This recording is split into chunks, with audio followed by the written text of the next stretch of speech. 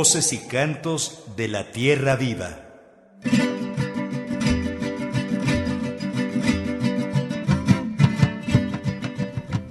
Muy buenos días, amigas y amigos de Voces y Cantos de la Tierra Viva. Saludamos con mucho gusto a quienes nos escuchan a través de las frecuencias de Radio Educación, por internet y por supuesto a las radios comunitarias que retransmiten este programa semana a semana.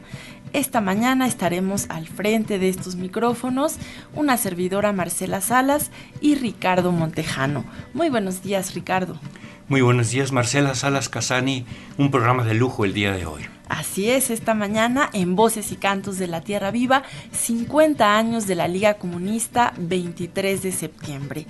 Y está con nosotros aquí en la cabina José Vasconcelos de Radio Educación, David Cilia Olmos. Él es integrante de esta organización fundada en marzo de 1973 y que retomó su nombre de aquel histórico acontecimiento ocurrido un 23 de septiembre de 1965. Nos referimos al asalto al cuartel militar de Ciudad Madera en Chihuahua. Un hecho que fue inspiración para que posteriormente campesinos, obreros y estudiantes de distintos territorios del país tomaran las armas cuando los gobiernos en turno cerraron todas las posibilidades de una transformación social por la vía pacífica. Bienvenido, David, a Voces y Cantos. ¿Qué tal? Buenos días. Qué bueno que hemos tenido esta oportunidad de expresarnos en el 50 aniversario de la fundación de la Liga Comunista 23 de septiembre, que es un hecho trascendente para la historia contemporánea de nuestro país. Indudablemente que a pesar de querer negarlo, el movimiento armado al socialismo vino a transformar a toda una generación y a todo nuestro país. Así como la desaparición de los 43 nos ha conmocionado y ha terminado en cambios profundos la vida política de México, así la existencia del movimiento armado al socialismo con muchísimos grupos, pero uno fundamental también dentro de algunos otros también importantísimos, fue la Liga Comunista 23 de septiembre. Darnos algunas luces de esta historia no conocida, de esta historia negada, de esta historia tergiversada también. Por favor, David Cilia Olmos. Bueno, pues la Liga resulta de la fusión de distintos grupos armados que previo al 73 ya habían desarrollado actividades, incluso algunos político-militares.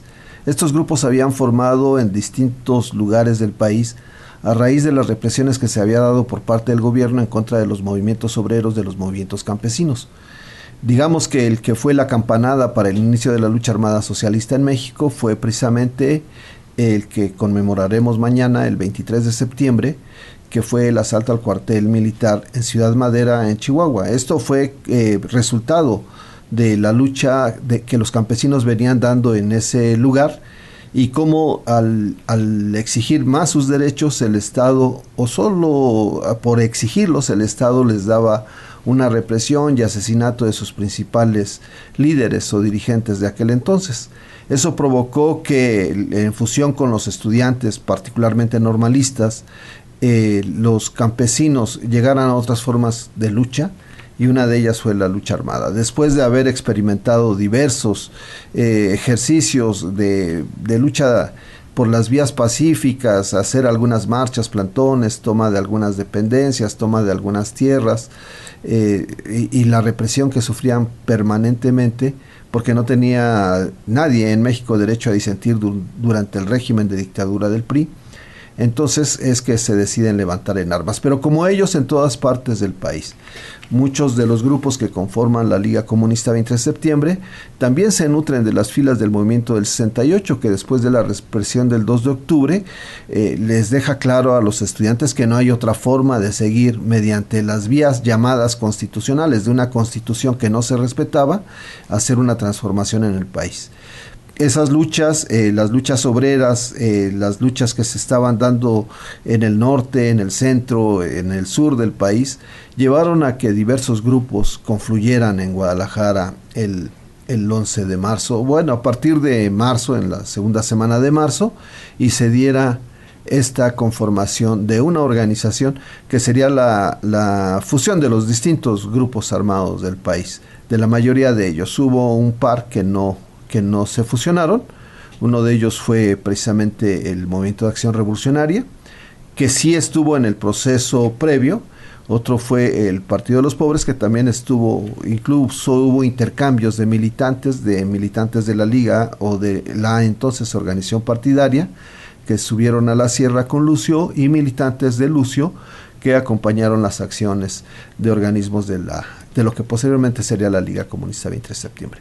A partir de ahí se desarrolla toda una lucha que tenía como principio básico pasar de que la clase obrera fuera una clase en sí a que fuera una clase para sí. Es algo que hoy nos parece tal vez un poco teórico, pero simplemente es que los trabajadores no solamente tengan conciencia de que son trabajadores, sino que también tengan su conciencia del papel en la sociedad y cómo, siendo mayoría y siendo los que construyen y hacen la riqueza, tienen el deber también de asumir la dirección de la sociedad. Entonces, este es el primer principio sobre el cual se erige la Liga Comunista 23 de septiembre, el de la constitución del proletariado en clase, que pase de clase en sí a clase para sí. El segundo objetivo que se plantea la Liga Comunista 23 de septiembre es el derrocamiento de la dominación burguesa. Ese es el segundo objetivo que se plantea. Vivíamos y todavía vivimos en cierto sentido una tiranía de la oligarquía, de los grandes grupos financieros e industriales que imponían toda una circunstancia de opresión en contra de la clase trabajadora, y a quien no le gustaba, pues ahora dicen, pues vete del país, ¿no? No, en aquel entonces era vete de este mundo.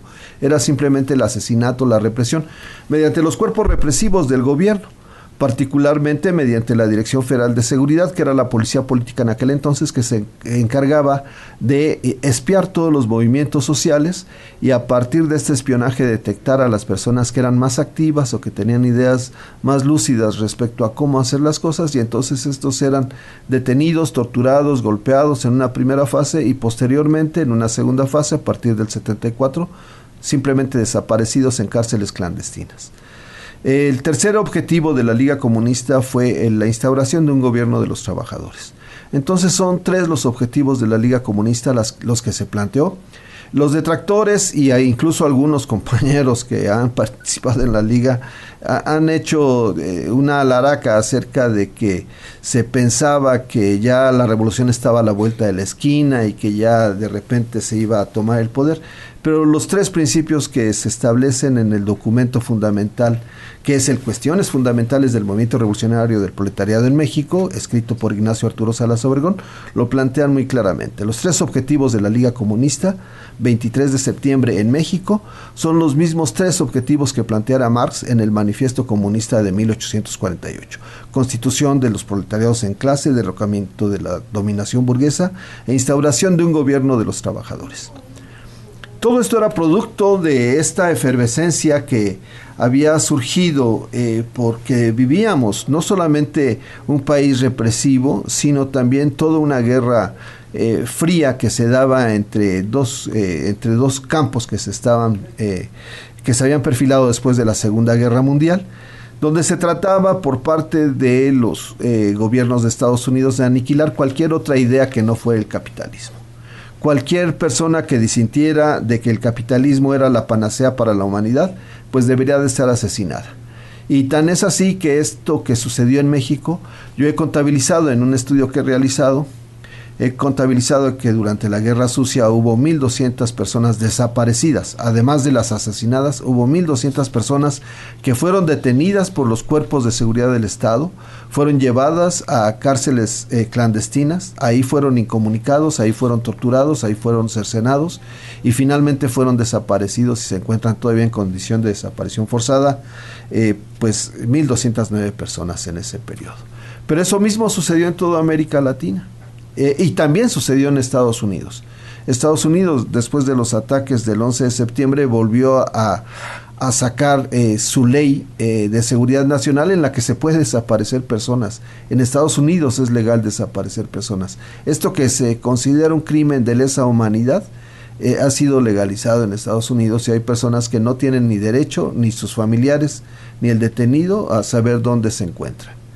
Entonces todo esto es lo que nosotros denominamos guerra sucia. Este concepto de guerra sucia no necesariamente es similar ni parecido, ni tiene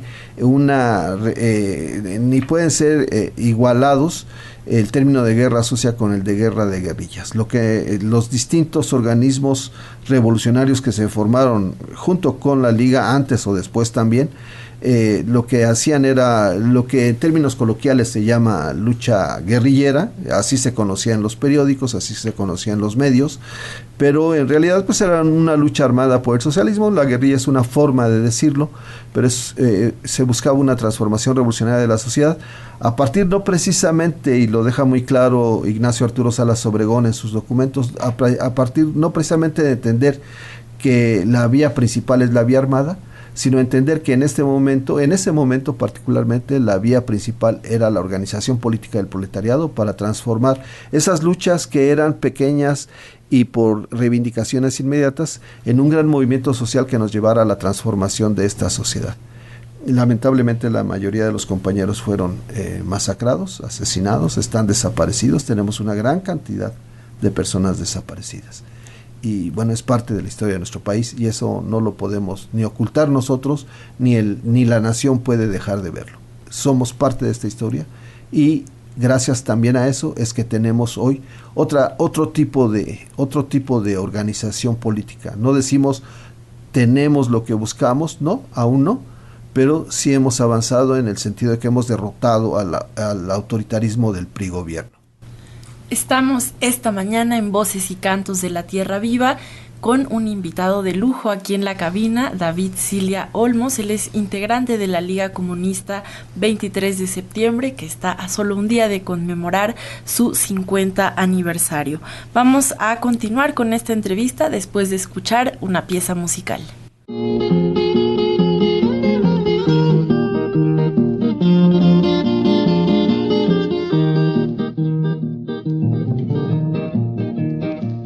Bienvenido a la América Latina, el destino glorioso y singular de enfrentarnos al cruel imperialismo y poderlo aniquilar. No queremos ser colonia de los yanquis, rechazamos su voraz dominación. En América Latina proclamamos la autodeterminación. A las armas, compañeros, las guerrillas populares vienen ya, y a lo largo de nuestras cordilleras se oye un son de libertad. A las armas, compañeros, las guerrillas populares vienen ya, y a lo largo de nuestras cordilleras se oye un son de libertad. Dictadores y gorilas son lo mismo, instrumentos del Pentágono y su ley, pero América Latina se levanta contra el tigre de papel. En América Latina tiene cita el imperialismo artero y agresor, tiene cita con la muerte y con el alma de aquel gran libertador. A las armas, compañeros, las guerrillas populares vienen ya, y a lo largo de nuestras cordilleras se oye un son de libertad. A las armas, compañeros, las guerrillas populares vienen ya, y a lo largo de nuestras cordilleras se oye un son de libertad.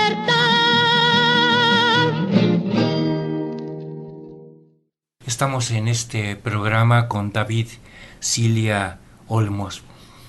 Y caray, fue una generación de gente muy joven, tenemos entendido, que fueron pues esta generación que nació a mediados del siglo pasado o un poquito antes, y que tenían una muy fuerte disciplina de estudio, de compromisos, llegaban a punto a cualquier cita con cualquier ejido o algún sindicato con quien quedaban de verse para tener pláticas. Llegaban 3 minutos antes de la hora de la cita, como un mandato. Era gente muy muy joven, pero con, pues, ¿cómo diríamos? Gente de confiar, gente en quien los compañeros de los sindicatos, de los ejidos, de los comuneros, tenían una gran confianza y generaron bases donde menos nos imaginamos. Por ejemplo, entre los azucareros de allá de Juchitán, Oaxaca, los compañeros en Juchitán, caray, había bases de la 23 de septiembre. En el sindicato de Monterrey, de la fundidora de fierro y acero de Monterrey, era un bastión grande de obreros que formaban parte de la Liga Comunista 23 de septiembre. En fin, que nos platicaras un poco de la naturaleza de la organización, David. Bueno, pues la Liga Comunista 23 de septiembre sí podemos decir que es una de las organizaciones, tal vez la organización más avanzada en el terreno del combate contra el Estado. Y eso se demuestra en un hecho. Hay una frase que dice, el Estado toma en serio a los que lo toman en serio. Y el combate de la Liga Comunista 23 de septiembre contra el gobierno era un combate en serio, en donde todos sabíamos que lo que se nos iba era, en el mejor de los casos, la vida, y en el peor de los casos, la desaparición forzada. Es decir, una muerte permanente durante todos los días mientras estuvieras detenido. Entonces, hay una distinta forma de organización que yo he podido constatar cuando analizo, cuando veo cómo funcionaban, incluso cómo funcionábamos en otras organizaciones previas a nuestra incorporación a la Liga. Cuando llegas a la Liga dices, caramba, estábamos completamente equivocados. En este tema que menciona Ricardo de la puntualidad, por ejemplo, se podía dar el caso que si tú ponías una cita en un lugar, en una determinada esquina a determinada hora, pudiera ser que ni siquiera te vieras en ese lugar a esa hora con esa persona, sino precisamente en la investigación que se hacía antes de llegar al lugar para ver que no estuviera, en estos términos que estábamos, quemado, es decir, que ya estuviera por ahí la policía vigilando. Te encontrabas en ese rondeo a los otros compañeros y ya, incluso si en algún momento hubieran sabido en dónde era y a qué hora era, no nos iban a encontrar, porque ya nos habíamos encontrado nosotros en ese azaroso trabajo de estar investigando el territorio. Entonces era una organización que se tomaba en serio la lucha contra el gobierno. Por supuesto, el gobierno la tomaba muy en serio porque fue la organización contra la que más dedicó esfuerzos para destruirla. Uno de sus esfuerzos fue la formación de la Brigada Blanca, de la Brigada Especial, en donde confluía el Estado Mayor Presidencial, que afortunadamente en este sexenio ya fue disuelto, el Estado Mayor Presidencial junto con las demás corporaciones policíacas, particularmente la Dirección Federal de Seguridad, de la Secretaría de Gobernación. Entonces, toda esta actividad la realizaban compañeros que uno podría hoy imaginarse, pues eran superhéroes o eran Rambos, y no, eran jóvenes que estaban estudiando, habían estado estudiando, habían tomado una conciencia de clase y habían decidido, más allá de los aspavientos, habían decidido incorporarse a esta pesada y delicada labor que es la transformación de una sociedad. Ellos lo asumieron como tal, como un reto, y pues en eso tenían dos opciones, ser brillantes o no hacerlo, y entonces fueron muy brillantes. Cuando nosotros hoy leemos a Oseas en el Cuestiones, nos damos cuenta de que, bueno, ese análisis que hacía Oseas no era cualquier análisis, había estado estudiando, dedicándose a ver toda esta parte de la historia contemporánea, la historia actual en aquel entonces, para deducir de esta historia las estrategias y las tácticas que deberían de seguirse. Y eso no fue limitado a Oseas, o sea, una gran cantidad de compañeros, David Jiménez Sarmiento, bueno, pues son innumerables los compañeros que ahora ya no nos acompañan, pero que tenían una participación brillante. Tal vez las últimas aportaciones teóricas que pudieron publicarse en el Madera son las que elaborara Miguel Ángel Barraza García de Durango y el compañero Jesús Manuel Arana Murillo de Hermosillo, Sonora, quienes desarrollaron para aquel entonces, en el 80, ya la concepción de que México estaba en una fase imperialista y donde hablaban de todo esto que hoy vemos como formación social económica mexicana, donde los grandes monopolios, el poder del capital financiero está sobre todas las cosas. Ellos en 1980 lo plantearon con toda claridad y ahora si lo vemos, si hacemos un análisis breve, sucinto de lo que está pasando en el país, en el terreno de la economía y la concentración de capital, vemos que era absolutamente cierto y lo hacían con los elementos teóricos y de información disponibles en aquel entonces. Y no solamente en el terreno teórico, sino también en el terreno de la propaganda. La Liga fue uno de los precursores de la izquierda en México, en el sentido de que, por ejemplo, en aquel entonces, ¿quién consideraba las lenguas indígenas como algo importante de su haber, de su labor política? Se trataba al contrario de en español ir a echarse el choro a las comunidades. Si ustedes analizan o si alguien analiza algunos números de la Liga, algunos volantes, sobre todo del trabajo que se hacía en el Valle del Yaqui y en el Valle del Mayo en Sonora, encontrarán que alguna de la propaganda de la Liga, pero siempre había una parte de esto, era escrita en lengua mayo, en lengua yaqui, porque se dirigía precisamente a las personas, a los trabajadores del campo que hablaban esta lengua, ¿no? Entonces también en ese sentido es la Liga Comunista precursor de varios, de este uso de las lenguas indígenas o de esta comunicación bicultural, en el sentido de que el otro, tú hablas español, pero el otro habla su propio idioma. Este país es un país multicultural. Y también en este sentido de la antropología, la Liga hizo avances importantes, porque los primeros reportes que se tienen, por ejemplo, de un grupo étnico que se llama los guarijíos, se hizo a partir del trabajo de las brigadas revolucionarias que estuvieron establecidas ahí en lo que en aquel entonces se llamó el Cuadrilátero de Oro, que era un ejército revolucionario guerrillero incrustado en la sierra entre Durango, Chihuahua, Sonora y Sinaloa, ¿no? Entonces, ellos fueron las primeras referencias que hay acerca de este grupo étnico, de este pueblo indígena, vienen de la actividad que desarrolló la Liga en su momento. Estamos en Voces y Cantos de la Tierra Viva, platicando con David Cilia, integrante de la Liga Comunista 23 de septiembre, que este año está conmemorando su 50 aniversario. Y queremos invitarlos a que se comuniquen con nosotros esta mañana. Está el teléfono de Voces y Cantos de la Tierra Viva, a través del cual estamos disponibles en WhatsApp, Telegram y Signal. El número es 5535 16 33 86. También está el Facebook de Voces y Cantos de la Tierra Viva, a donde pueden escribirnos, o bien el teléfono aquí en la cabina. Es 5541 55 10 60. Y una opción más es el WhatsApp de Radio Educación, 5512 33 29 15. Y vamos a escuchar otra pieza musical.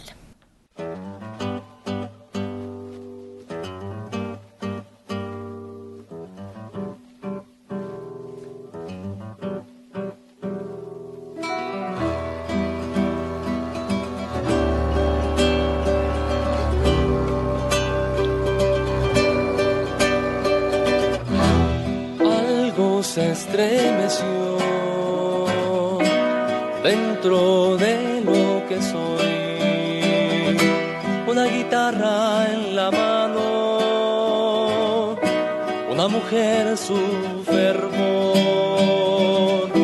una cerveza, un machete, una mirada de amor, un viento de multitudes que sigilosas buscan un cantor. Un viento de los humildes que me hacen ver lo que ahora soy.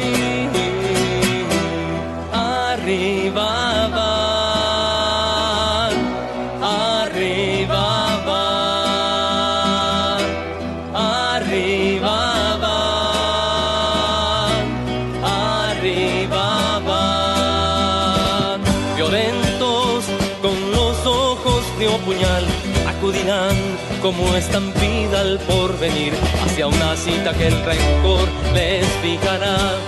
Repetiremos la consigna de vivir, lo que requiere conservar la dignidad. Acudirán como estampida al porvenir y aquel instante de ave fénix se abrirá. Por tanta sangre nuestra tierra gritará, lo que requiere conservar la dignidad.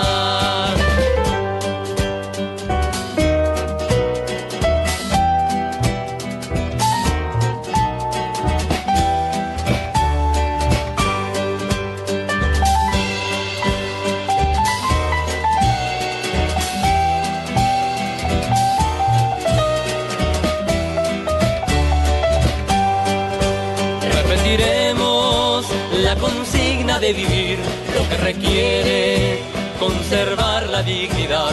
Acudirán como estampida al porvenir y aquel instante de ave fénix se abrirá. Por tanta sangre nuestra tierra gritará, lo que requiere conservar la dignidad. Arriba va, arriba va.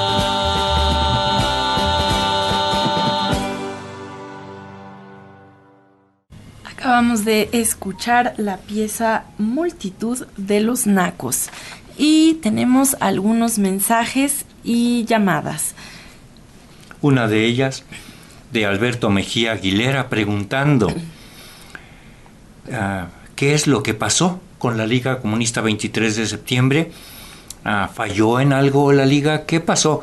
David Cilia Olmos es lo que pregunta Alberto Mejía. Y también tenemos un mensaje de Víctor Manuel a través del WhatsApp de Radio Educación. Nos dice: buenos días, voces y cantos de la Tierra Viva, bien por la lucha de la Liga 23 de septiembre. Buenas horas para todos. Y también Ernesto Guerrero nos dice: es increíble cómo los gobiernos aprovechan la inocencia y desconocimiento del resto de la sociedad para hacernos creer que los integrantes de la Liga 23 de septiembre eran rateros, asesinos, saqueadores, cuando en realidad eran personas inconformes y el gobierno ratero, saqueador, asesino, vendepatrias y más delitos ocultos. Por eso es bueno buscar buenos comunicadores. Saludos y un abrazo al invitado. Y también a través del WhatsApp de Voces y Cantos nos dicen: buenos días, apreciables compañeros. Para agradecer la fineza de sus atenciones al difundir nuestra actividad. El día de hoy, 22 de septiembre, tendremos una movilización de la fuente de las 8 regiones al Zócalo capitalino. Esto con motivo del 13 aniversario del desplazamiento forzado interno de San Juan Copala en Oaxaca. Y bien, ¿qué pasó con la Liga? Manda a preguntar Alberto Mejía. Bueno, desde su fundación, incluso algunos dicen que desde antes de su fundación, la Liga fue aniquilada por el Estado. Esa es la versión que cada semana se publicaba en los periódicos, en todos los titulares. Cayó la Liga fue abatida, ya acabamos con todos los guerrilleros. Y como si fuera una película de terror, aunque el terror lo imponían ellos con sus secuestros, sus torturas, su desaparición, como si fuera una película de terror, una vez que ya había muerto y enterrado la Liga, a la siguiente semana volvió a aparecer el periódico Madera, volvió a aparecer la actividad de la Liga, volvían a aparecer pintas de la Liga, y en todo el país se seguía difundiendo la propaganda revolucionaria. Entonces me imagino que debe haber sido para los represores, para los perpetradores de estos crímenes de Estado, bastante terrible decir ya acabamos con ella, y continuaba. Entonces esto ha llevado a varias imprecisiones. Por otro lado, del lado de las personas que cayeron detenidas, algunos de ellos, por el suplicio que sufrían todos era enorme. Algunos de ellos decidieron pasarse del lado del Estado. Y a partir de que decidieron pasarse del lado del Estado y declararon su arrepentimiento, su constricción, y fueron, como en todo este síndrome del arrepentido o el síndrome del neoconverso, pues fueron los peores enemigos de las posiciones de la Liga, y se encargaron de denostarla. Por supuesto, la historia entonces que conocemos en México es la historia de estos denostadores que han hecho acerca de la liga. Porque ¿a quién les iba a dar voz? El Estado mexicano, los medios de comunicación corruptos, que siguen siendo corruptos hasta la médula, ¿a quién les iba a dar voz para que expresaran qué pasaba con la liga? Sino a los detractores, a los que decían que la liga ya había naufragado, que la liga había muerto a sus propias contradicciones, que entre ellos habían matado, que los de la liga son los que habían desaparecido a sus compañeros. Esas son las voces que escuchamos nosotros, de quien pinta a los jóvenes, porque eran jóvenes todos los militantes de la liga, bueno, no todos, pero muchos eran jóvenes y los principales dirigentes eran jóvenes, los acusan de haber sido grandes dictadores. A los 22 años y ya eran dictadores de una masa de más de 5,000 jóvenes rebeldes que no aceptaban nada, más que no tenían no se sometían ni a Dios, ni al gobierno, ni a sus padres, ni a sus novias. Y entonces resulta que un gran dirigente como, por ejemplo, Ignacio Arturo Salas Obregón, Oseas, era el que manipulaba a todos y los mandaba a matar. Todas estas patrañas de los guerrilleros arrepentidos, junto con todas estas patrañas de un gobierno que adjudicaba las muertes y desapariciones de los militantes de la liga como producto de contradicciones entre militantes de la liga, pues finalmente tienen que ser superadas y han podido ser superadas gracias al esfuerzo de los sobrevivientes no arrepentidos de la liga, que han dado su propia versión y que siguen dando su propia versión.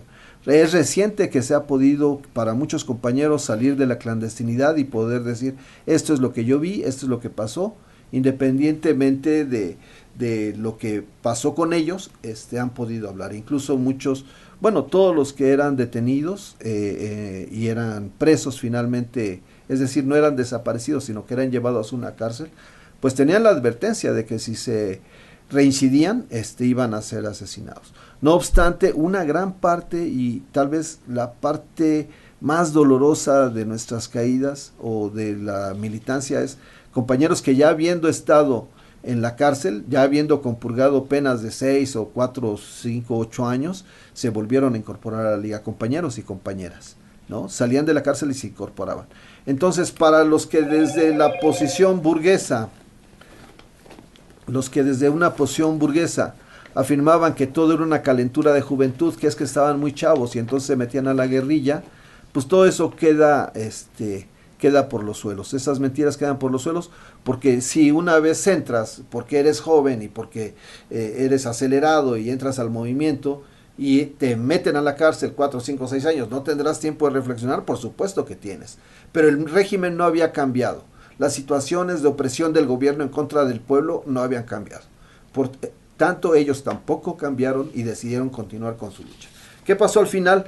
Pues al final se dio un proceso. Madera se publicó hasta el número 58, que se publicó en julio de 1981. En 81 tenemos lo que conocemos como el periodo negro de la Liga Comunista 23 de septiembre, o por lo menos los que vivimos ese periodo así lo hemos nombrado, en donde hubo una gran cantidad, a una hora imprecisa, de desaparecidos y hubo una gran cantidad de muertos. Todo esto empezó con la caída en Ciudad Universitaria de 2 compañeros que cayeron combatiendo en una emboscada que les tendió la Dirección Federal de Seguridad. Estamos hablando de quien era el líder histórico en aquel entonces de la Liga, Miguel Ángel Barraza García, y Jesús Manuel Arana Murillo, quien era un ex compañero prisionero político, es decir, había sido militante, había sido preso político, se había reincorporado a la Liga, estaba estudiando en economía y al salir de economía lo siguieron a un encuentro que tenía con él y con Barraza y con su hermano, y ahí los asesinaron. Su hermano pudo escapar, pero meses más tarde fue desaparecido Marco Antonio Arana Murillo, junto con otros compañeros de la Normal Rural del Quinto. Cuando hablamos de Ayotzinapa también hay que recordar al Quinto. El Quinto tiene muchos desaparecidos y es necesario que también reivindiquemos a los desaparecidos de la Normal Rural Plutarco Elías Calles, o como se conoce normalmente, Normal Rural del Quinto. A partir de ahí se dieron varias caídas en el estado de Sonora y se dieron varias caídas en la Ciudad de México, entre otras la de Roque Reyes García, que era un trabajador de la Universidad Nacional Autónoma de México, la de Rubén Hernández Padrón, que era un estudiante de la Facultad de Medicina en el Politécnico, y bueno, una gran cantidad de desaparecidos.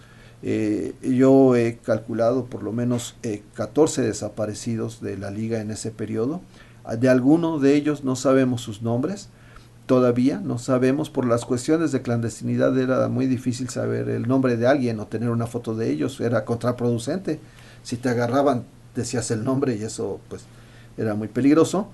Entonces aún ahora yo tengo calculado 14 desaparecidos del periodo negro, y la última detención, desaparición, fue la de Teresa Gutiérrez Hernández, que era una de las últimas dirigentes de la Dirección Nacional de la Liga Comunista 23 de septiembre, quien fue desaparecida junto con Víctor Acosta Ramos en enero el año de 1982.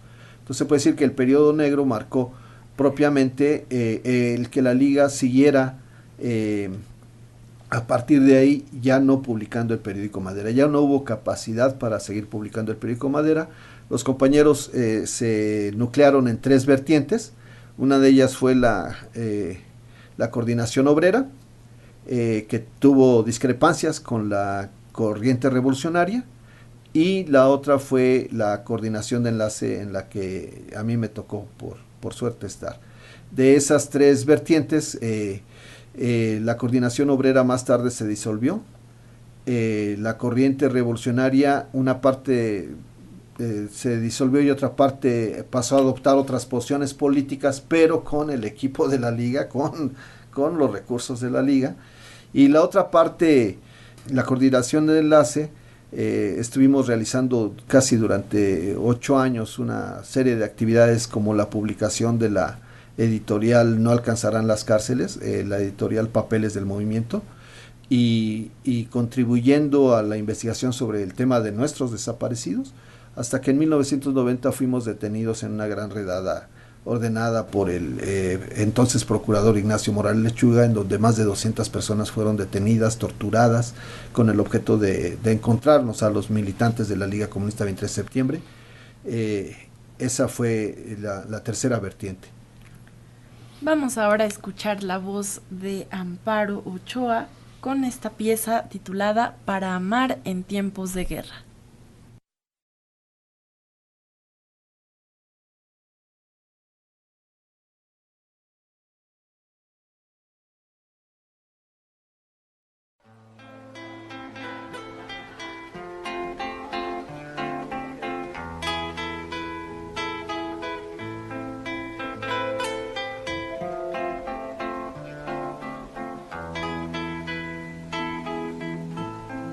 Es despertar y romper el bozal y las cadenas. Es conjugar y sentir el verbo amar sin fronteras. Es conseguir que la luna nos dé su pan y su beso. Cuando libremos la tierra del que encarcela los sueños,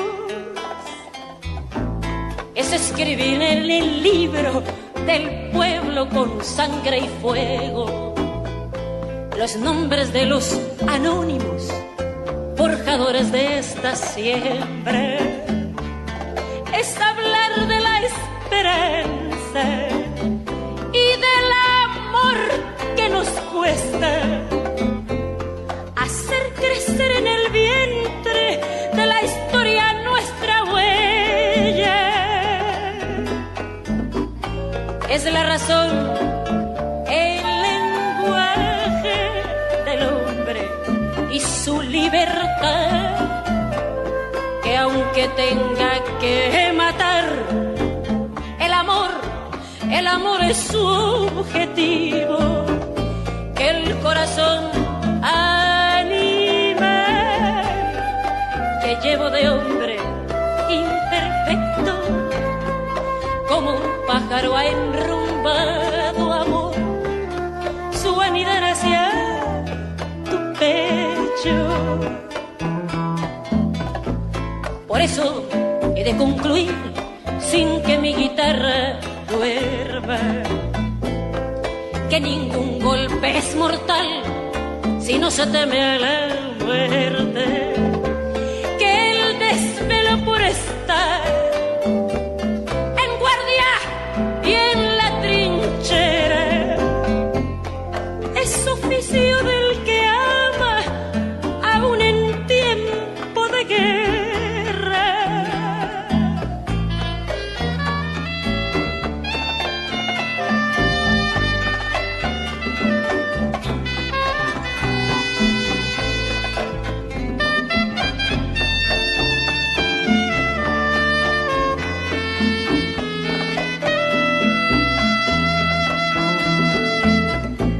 Por eso he de concluir sin que mi guitarra duerma, que ningún golpe es mortal si no se teme a la muerte, que el anhelo por estar en guardia y en la trinchera es oficio del que ama aún en tiempo de guerra, aún en tiempo de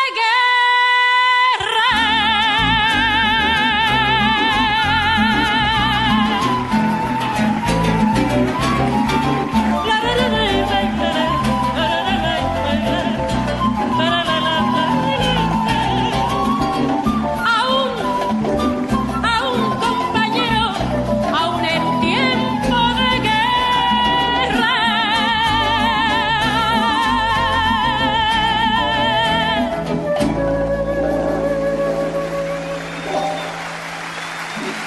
Hasta la victoria siempre, compañero.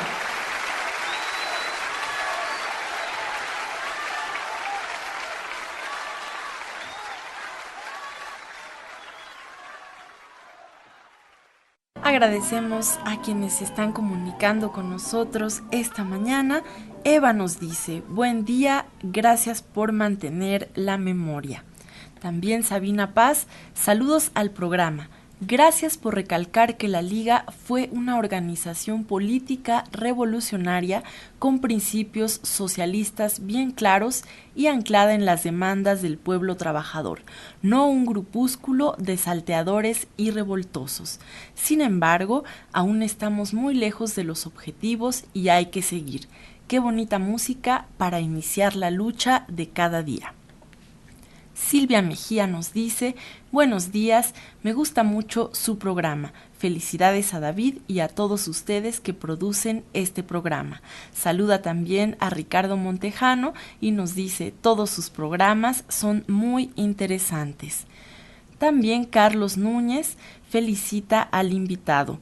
Nos dice, son temas que los jóvenes deben conocer para que sepan lo que deseábamos cambiar. Hoy lo platicamos en el CCH Oriente y tenemos dos invitaciones que queremos compartir. Una de ellas es una presentación de libros a cargo de David Cilia, también precisamente aquí en la estación. Esta actividad ha sido coordinada con Difusión Cultural de Radio Educación. David, ¿qué se va a presentar el día de hoy a las 6 de la tarde en Radio Educación? Entrada libre, decimos desde ahorita. Pues sí, el día de hoy vamos a presentar dos libros. Uno de ellos es El profesor de la sierra, que habla del pensamiento revolucionario de Arturo Gámez. ¿Quién es Arturo Gámez? Era un profesor normalista que daba clases en la sierra y al llegar a la sierra se dio cuenta de todas estas circunstancias que vivían. Junto con el movimiento campesino de ahí empezó a dar una lucha que lo llevó a varios trámites ante el Departamento de Asuntos Agrarios y Colonización, ante el gobierno del estado, etcétera. Todo eso culminó con el asesinato de los principales dirigentes de ese movimiento agrario. En este sentido, Arturo Gámez decidió que el camino tenía que ser otro. Hay varios documentos que se llaman los Encuentros de la Sierra, donde se plantea el análisis de lo que está pasando y también se plantea qué es lo que se podría hacer. A partir de estos Encuentros de la Sierra, Heraclio Bernal, es que se funda el Grupo Popular Guerrillero, que el 23 de septiembre, la madrugada del 23 de septiembre de 1965, decide tomar por asalto el cuartel militar que está en Ciudad Madera. Hubo algunos defectos de logística en la operación, de tal manera que lamentablemente 8 compañeros resultaron muertos, 5 se salvaron y pudieron escapar. Pero a partir de ahí, en México es como una campanada para decirle a todos los que están inconformes, hay otros caminos, hay otra forma de hacer las cosas. Y así es como podemos decir que en lo que nosotros llamamos Movimiento Armado Socialista en México, reconocemos que el asalto al cuartel de Ciudad Madera el 23 de septiembre de 1965 es esa gran campanada, es esa gran llamada, es ese inicio de un periodo histórico que aún no termina. Entonces, este libro, El profesor de la sierra, de Abel López Rosas, nos habla precisamente de ese pensamiento, de toda esta, cómo se fue construyendo a partir de la misma realidad y de los conocimientos científicos que tenía el profesor Arturo Gamis, cómo se fue construyendo toda una propuesta revolucionaria. No habla solamente del compañero Gamis, pero sí se centra en este pensamiento de él. Ahora, Aline Paulina Aldana Vázquez también nos trae un libro que se llama Campesinos y Rebeldes. Este habla de la lucha de la tierra que se dio en Madera, Chihuahua, entre 1945 y 1965. Es decir, para los que creen que fue que a alguien se le calentó la cabeza y dijo vamos a tomar el cuartel de Madera, no, había desde 1945 una serie de luchas campesinas que se venían dando mediante trámites y después mediante movilizaciones, que fue lo que llevó a que los campesinos decidieran dar un salto y constituir lo que sería el primer grupo núcleo armado guerrillero socialista en México, que es el Grupo Popular Guerrillero. Estos 2 libros los vamos a presentar hoy aquí en Radio Educación. Muchas gracias a Radio Educación por este apoyo que nos han brindado, pero también los vamos a presentar el próximo, para los que no puedan venir, el próximo 27 de septiembre en la ENA a las 6 de la tarde. Y también... ¿Hoy a qué hora? Hoy a las 6 de la tarde. Hoy aquí en el patio de Radio Educación, en el espacio cultural, es donde se va a desarrollar. El miércoles en la Escuela Nacional de Antropología e Historia, ya saben ustedes, ahí muy cerca de Perisur, para dar alguna referencia más conocida. Y el próximo domingo a la 1, en un espacio que se llama Chinampulques, en Xochimilco, también vamos a presentar estos 2 libros. En esta ocasión va a ser más bien una plática sobre el movimiento armado guerrillero en México, en Xochimilco a la 1 de la tarde. De esta manera nosotros estamos conmemorando o contribuyendo junto con muchos esfuerzos que están dando a nivel nacional para recordar y recuperar la memoria de nuestros compañeros caídos el 23 de septiembre de 1965. Excelente. Y también, Ricardo, a partir de mañana estás produciendo una nueva serie, La Noche que no acaba. Platícanos, por favor. Sí, como parte de los festejos del 100º aniversario de Radio Educación, nos estamos adelantando un poco para festejarlo. Estamos por terminar el año y fuimos audaces al presentar un proyecto que se llama La Noche que no acaba, que es precisamente estas experiencias de los diferentes grupos armados al socialismo, en su lucha al socialismo, que pues han sido reprimidos, sobrevivientes de la Guerra Sucia, Asociación Civil, a cargo del compañero Enrique Telles, junto con nuestro invitado el día de hoy, David Cilia, que forma parte del equipo de trabajo de los premios Carlos Montemayor. Estuvimos consensuando con ellos para pues atrevernos a esta aventura de transmitir lo que no se ha transmitido, estas experiencias, y hay que saludarlo. Son tiempos de también muchos avances. A los detractores de la 4T les decimos, sí, hay que ser críticos. Nosotros somos críticos, hacemos lo que siempre hemos hecho, señalamos errores, pero también necesitamos señalar aciertos. Y en esta administración nosotros encontramos un clima en donde precisamente se puede estar hablando como estamos hablando el día de hoy. Yo me recuerdo en 1982 que llegué a Radio Educación, los grupos que venían a denunciar desmanes del ejército en sus comunidades no podían decirlo con sus letras correctas. Decían miembros vestidos de verde olivo, decían. Llegaron a la comunidad y hicieron ta. Ni siquiera el nombre se podía decir. Yo creo que vivimos tiempos muy saludables de sacudirnos de muchísimos rezagos que son terribles, que son lacerantes. No hemos podido gritar nuestro dolor. Cuando una persona tiene un dolor, lo que se le recomienda es llóralo, hijo, llóralo, hija. Y los mexicanos, ante estos dolores que hemos sufrido como organizaciones sociales, no hemos podido gritar este dolor. Es momento de empezar a hacerlo. Son procesos largos. Es un proyecto de 30 programas únicamente. Terminaremos en marzo, abril del 2024. Y estamos de plácemes porque el centenario de Radio Educación viene a refrendar el ejercicio de la libertad de expresión que caracteriza a esta digna estación.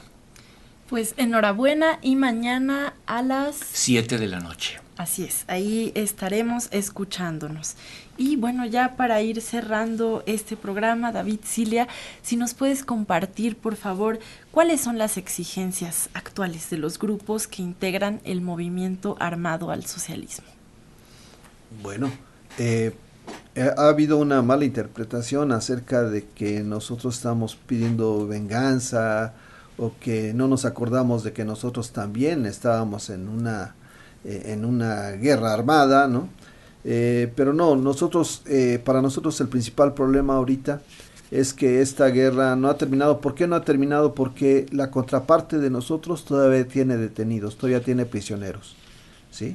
Esos prisioneros los detuvo en el cumplimiento de sus deberes revolucionarios, en parte de esta lucha que teníamos nosotros en contra del gobierno. Entonces, lo que seguimos exigiendo y nunca vamos a dejar de exigir es que el Estado mexicano nos regrese a nuestros compañeros, ¿sí? Los detuvo, ok, ¿qué delitos cometieron? Y que los juzgue, que tengan derecho a un abogado, que tengan derecho a ver a su familia, que tengan derecho a expresar sus puntos de vista. Y entonces, pues ya lo que quede de ahí en el marco del presunto Estado de Derecho que vivimos, bueno, nosotros no tenemos problema con eso, ¿sí? Pero nosotros estábamos en una guerra, en esa guerra nos tiraban bala y nosotros también tirábamos bala. No nos arrepentimos de eso, así era necesario para transformar este país, hubo necesidad de hacer eso. Nos hubiera gustado no tener que hacerlo, pero no había otro camino. Entonces, esa parte podemos decir... en todas las guerras hay bajas, así es, pero aquí el problema es que estas bajas, algunas de ellas, no se dieron en combate. Una vez que los compañeros o las compañeras eran detenidas por la policía, que tenían las manos en alto o que tenían las manos esposadas, ellos eran llevados a centros donde los empezaban a torturar con toques eléctricos, con pocito, con una serie de tormentos inenarrables, y eso va en contra de las convenciones de la guerra. Hasta los derechos, hasta los prisioneros tienen derechos. Entonces los compañeros debieron haber sido, ya que el Estado decía que estaban violando la ley, debían de haber sido juzgados. Entonces esto no termina hasta que el gobierno, que fue nuestra contraparte, nos entrega a nuestros compañeros desaparecidos. Y el gobierno sabe dónde están, porque el gobierno sabe quién se los llevó. Y entonces nosotros seguimos exigiendo que nos entreguen vivos a nuestros compañeros, que nos entreguen a todos ellos, y si no lo puede hacer, que nos entreguen a quien sí hizo esta desaparición. El gobierno lo sabe y tiene los nombres de todos los perpetradores de la guerra sucia. Pues con esto nos vamos. Muchas gracias, David, Cilia, por habernos acompañado esta mañana. Sí, nosotros estamos aquí solidarizándonos con los compañeros del Centro Cultural Yancuic, Cuincamatilistli y de Tzilincali Radio en Sosocotla, Morelos, requieren de nuestra ayuda solidaria. están preparando la 12ª Feria del Libro en nuestra lengua materna. Desafortunadamente hace algunos días fueron víctimas de un robo, lo que pone en serias dificultades las labores cotidianas y la realización de la Feria del Libro inclusive. Estamos lanzando esta campaña para que se puedan brindar donaciones a esta extraordinaria fundación cultural que llevan los comuneros y comuneras. Hay una página que ya estamos compartiendo en el Facebook de Voces y Cantos de la Tierra Viva. Hay una cuenta en donde ustedes pueden hacer depósitos a nombre de Centro Cultural Yancuic Cuicamatilistli. Número clave con B de burro 64-60-90-86-95-01-17-14.